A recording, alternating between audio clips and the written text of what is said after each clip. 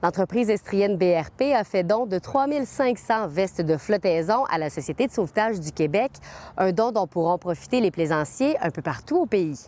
Les VFI, en fait, c'est un surplus d'inventaire, donc pour nous, c'était très naturel de les redonner. On a fait ça dans le passé, donc ici, pour nous, c'était très logique. Puis on a contacté la Société de sauvetage pour leur demander s'ils avaient un bon usage pour les vestes. Ils nous ont dit oui, donc pour nous, là, on a décidé de faire le don.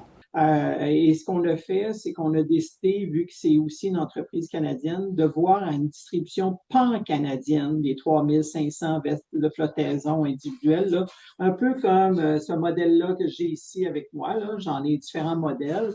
Et je sais que mes collègues à travers le Canada ont ce qu'on appelle des stands, donc des kiosques où ils font le prêt d'équipement. Hein. Vous allez dans un parc, vous allez faire du canot, du kayak, la planche à pagaie, nommez-les toutes, là, les embarcations, même la pêche, puis que vous n'avez pas de VFI avec vous, ben, vous pourriez effectivement les utiliser.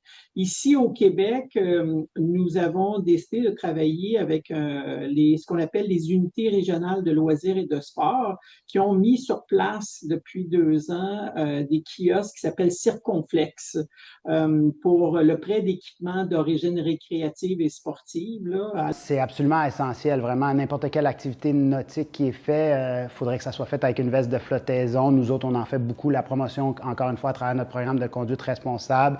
On essaie de sensibiliser nos conducteurs à ça. Donc, vraiment, c'est essentiel. Ça peut sauver des vies. Donc, encore une fois, le don avec la Société de sauvetage, ça nous permet de pousser ce message-là encore plus. Depuis le début de l'été, 48 noyades présumées ont été répertoriées par la Société de sauvetage, mais une seule en Estrie. À Sherbrooke, Fanny Lachance-Paquette pour Nouveau Info.